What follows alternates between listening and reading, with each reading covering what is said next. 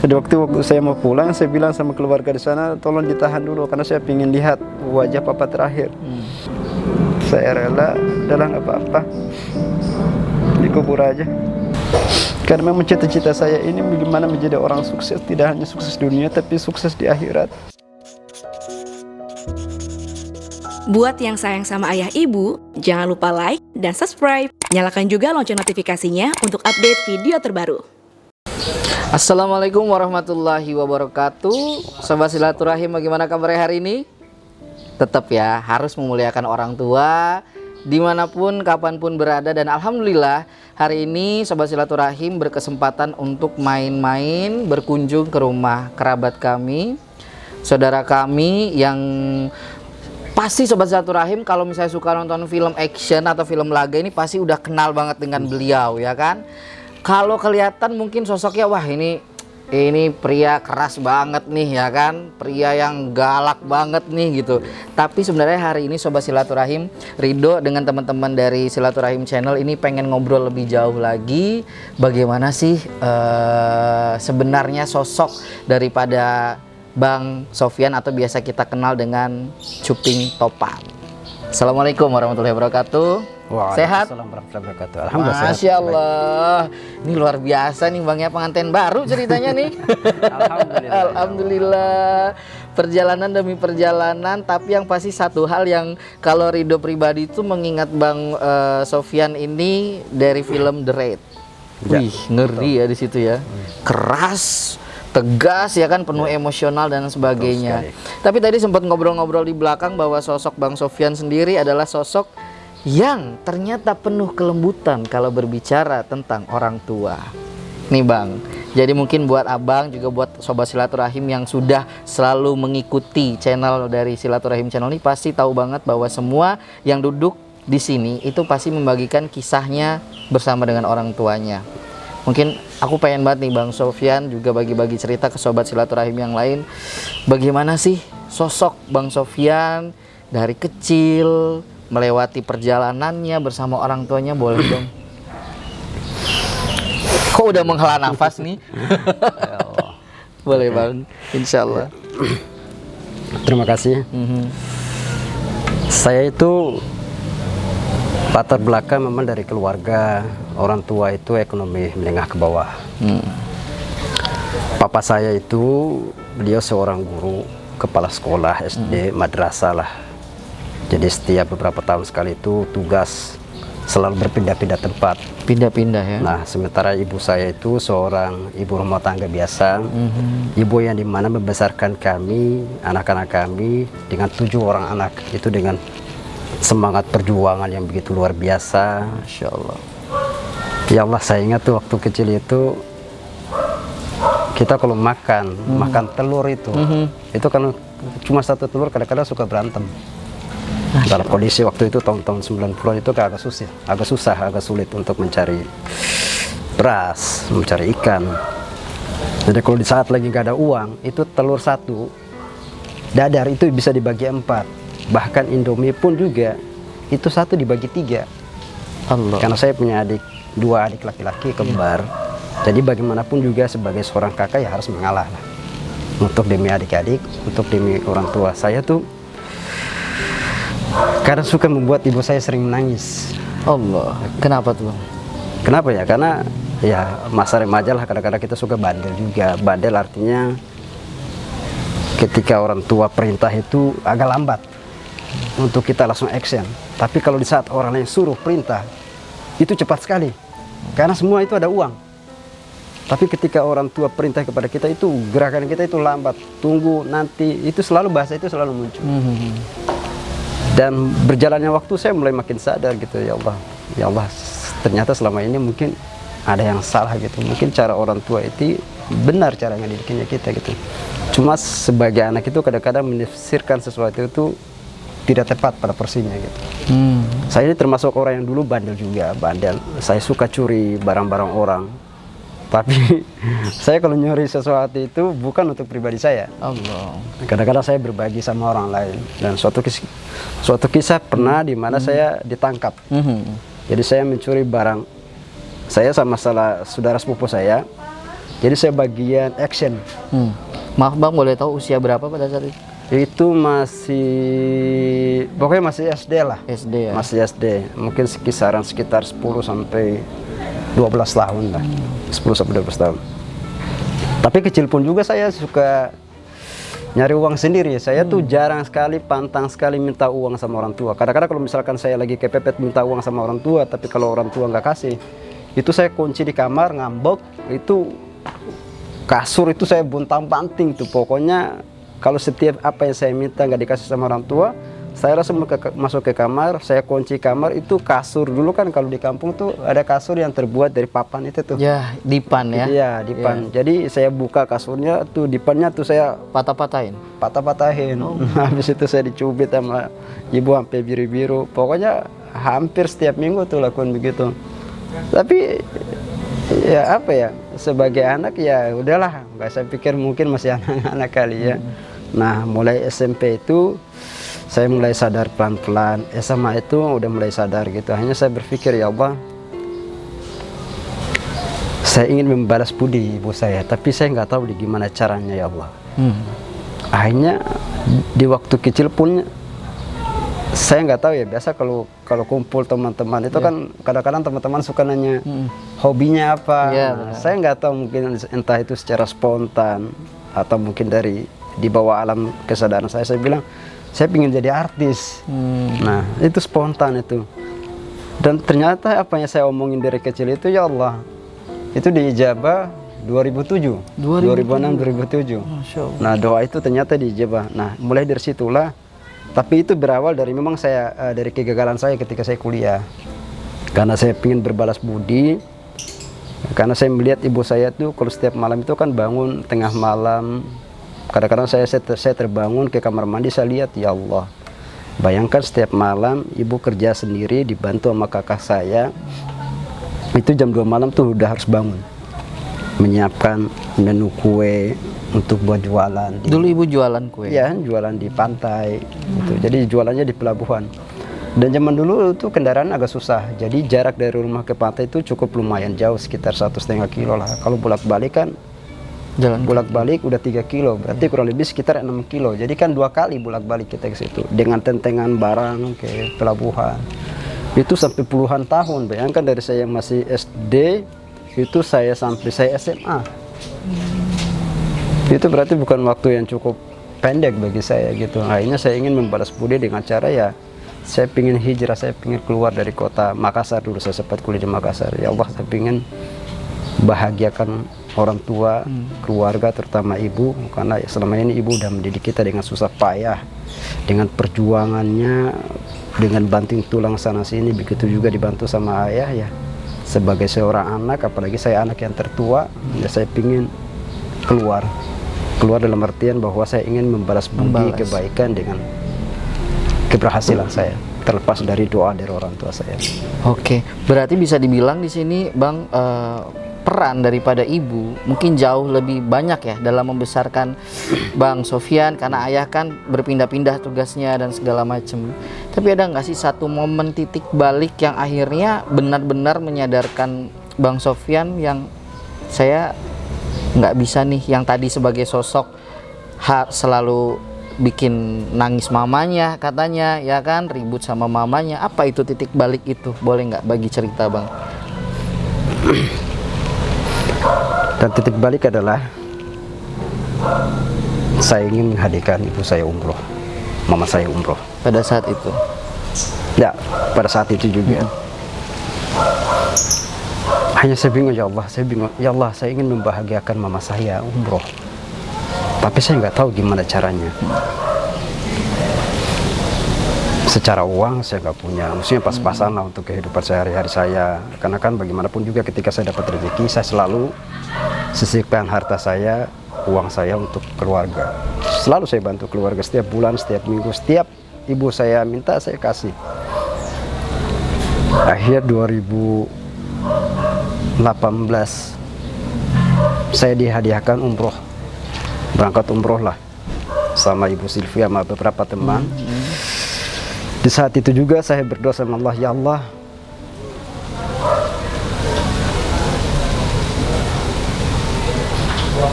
saya ingin hadiahkan umroh buat mama saya. Masya Allah. Papa saya mama sudah ada. Papa saya itu dari dulu udah niat ingin berangkat haji, tapi pada Allah beliau dipanggil Allah duluan. Tapi Bapak sudah Tapi sempat ada berangkat? iya, belum sempat berangkat.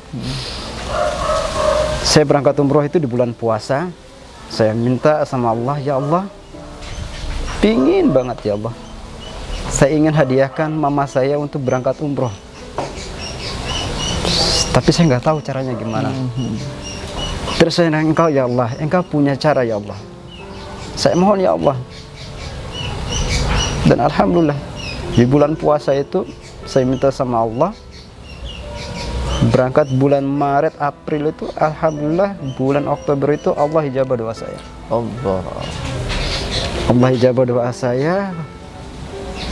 Saya dikontrak oleh salah satu travel, kemudian berangkat, diurus sama Mbak Ade, dan saya dapat jatah. Harusnya 2, saya mau ajak si Mbak Ade, akhirnya Mbak Ade mengalah. Jadi 1 jatah itu saya hadiahkan buat ibu saya. Dan alhamdulillah ketika ibu saya berangkat, itu beliau saya baru lihat ibu saya, mama saya bahagia itu sambil menangis memeluk saya. Allah, nggak bisa dibayangkan. Tapi itu belum seberapa pengorbanan kita, belum seberapa pengorbanan hidup ibu mama kita terhadap kita gitu. Hari ini kita bisa bahagiakan mama saya, keluarga saya, ibu Anda berangkat umroh, berangkat haji. Itu belum sebanding dengan ketika dimana seorang mama melahirkan kita. Perjuangan itu lebih berat dibandingkan kita hanya menghadiahkan umroh. Dan masih banyak sekali impian, harapan, cita-cita saya untuk membuat mama itu bahagia. Ya salah satunya dengan saya menikah, kemudian ingin mengajak mama untuk berangkat haji bareng keluarga gitu. Ingin ajak mama keliling. Karena sekarang kan mama di Tidore kan tinggal sama adik-adik. Beberapa hari lalu sempat konfirmasi sama mama pingin banget, udah pingin tinggal ke Jakarta aja sama saya kan.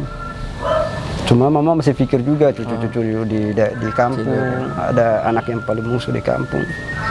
Jadi masih serba salah gitu. Di satu sisi kita pingin bahagiakan mama, tapi di satu sisi juga mama nggak mau meninggalkan cucu-cucu yang ada di daerah.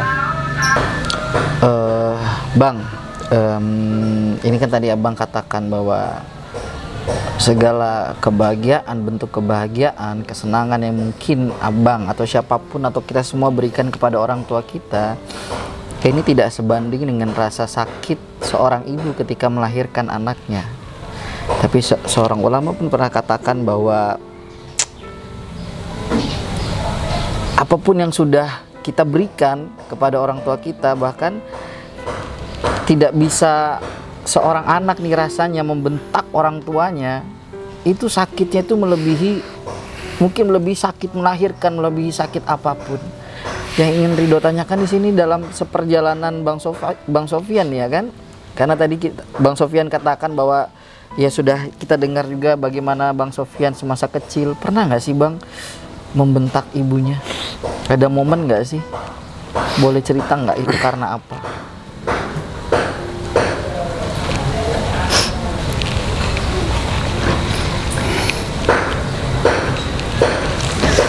Terus waktu saya mau kuliah, itu sempat terjadi perdebatan antara saya sama mama. Ya, disitulah buat mama saya menangis karena mama pingin saya tuh kuliah di Ternate Pada saat itu. Sementara saya tuh pingin keluar, saya pingin kuliah di Makassar. Sampai saya nggak tahu kenapa tiba-tiba ada satu bahasa yang kasar ke mama sampai mama menangis. Ada bahasa yang kasar? Iya, kayak Boleh semacam. ada teringat nggak bahasa kasar apa? Dulu tuh saya suka pemarah juga, suka marah. Emosional ya? Emosional, kadang-kadang emosional itu nggak bisa dikontrol. Jadi setiap apa yang mama ngomong tuh saya selalu bantah. Gitu. Itulah yang kadang-kadang membuat mama menangis. Tapi mama bilang, nasihat ke mama kita, mama ini nggak punya keluarga, mama ini anak satu-satunya. Keluarga sepupu semua beda dengan masa bapak-bapak kalian. Kamu itu keluarganya banyak. Saya ini kadang-kadang mama ini nggak dianggap sama orang lain. Dan sampai saat ini juga kadang-kadang mama saya itu orang yang memang super tegar. Walaupun di saat ada masalah itu dia selalu tahan. Sampai saat ini pun juga kadang-kadang suka curhat juga. Kadang-kadang kalau mama lagi nangis itu selalu telepon ke saya gitu. Dia bilang, saya ini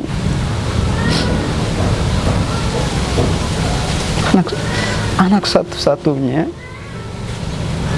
dan tidak punya keluarga.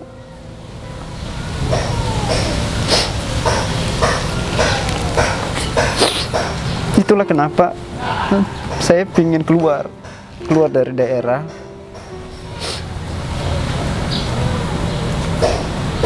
Karena memang cita-cita saya ini bagaimana menjadi orang sukses, tidak hanya sukses dunia tapi sukses di akhirat. Saya ingin menjadi orang yang berguna untuk keluarga, berguna untuk masyarakat melalui Al-Quran. Itulah kenapa sampai saat ini, detik ini, saya masih terus belajar untuk memperdalam ilmu Al-Quran. Minggu lalu mama sampai telepon bilang gini, "Nak, tolong kamu bawa mama ke Jakarta. Mama pingin belajar agama, pingin memperbaiki agama, pingin memperbaiki bacaan Al-Quran." Sampai sebesar itu. Sudah sejak kapan Bang Sofyan mengenal Al-Quran?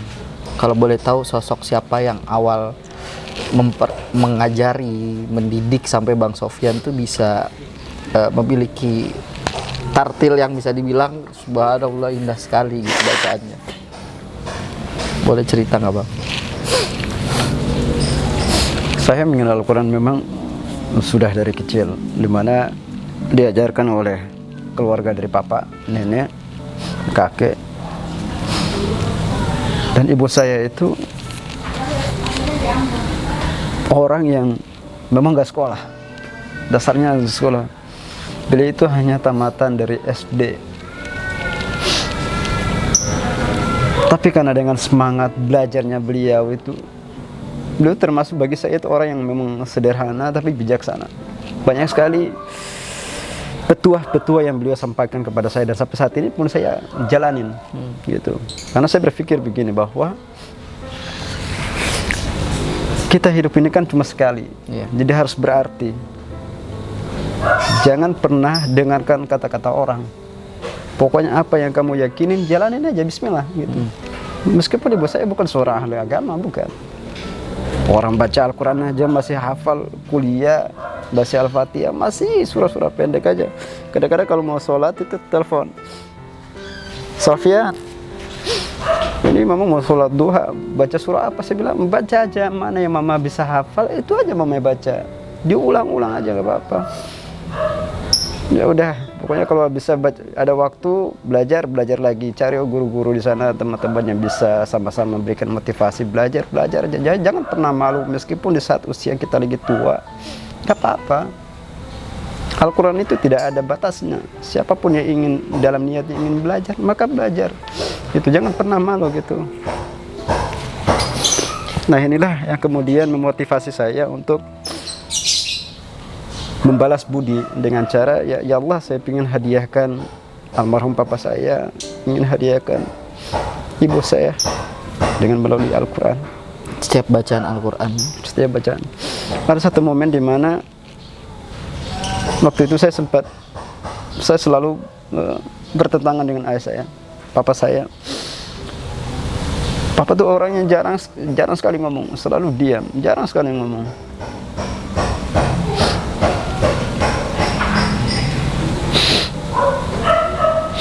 Saya mulai keluar dari Tidore 2002, kuliah di Makassar. Cuma karena saya kuliah nggak selesai, akhirnya saya dimarahin sama papa. Tapi karena saya punya komitmen, saya punya keyakinan yang kuat, saya ingin, ya Allah, saya ingin hijrah ke Jakarta. Pengen jadi orang besar biar bisa bahagiakan keluarga gitu, biar bisa terpandang di sana. Dulu saya jarang sekali pulang ke Tidore, ke kampung, karena memang nggak ada uang, mau pulang juga serba salah. Akhirnya 2013 itu 2013 dapat informasi papa saya sakit. Memang sakitnya udah parah.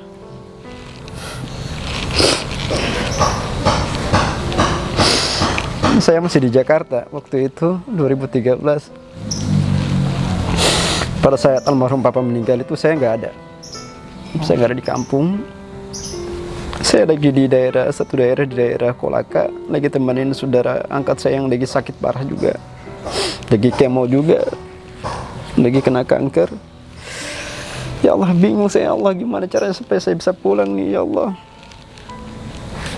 Adik saya masih kuliah di Makassar waktu itu. Hanya saya sama adik bungsu saya itu nggak sempat lihat papa waktu dikubur, jadi nggak sempat lihat. Jadi waktu saya mau pulang, saya bilang sama keluarga di sana, tolong ditahan dulu karena saya ingin lihat wajah papa terakhir. Akhirnya dari keluarga memutuskan jangan lama-lama karena sudah waktunya harus dikubur. Ya udah, disitulah saya mulai belajar tentang keikhlasan. Saya rela, udahlah nggak apa-apa, dikubur aja.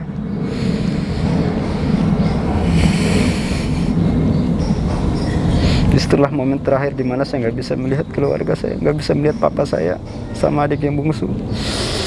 Dan disitulah saya mulai merasa bersalah. Saya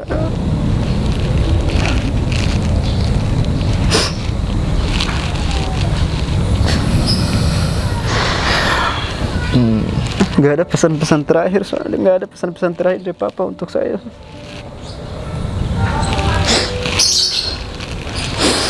Tapi saya merasakan, memang feeling saya waktu itu pas saya lagi baca Quran, saya lagi sholat duha.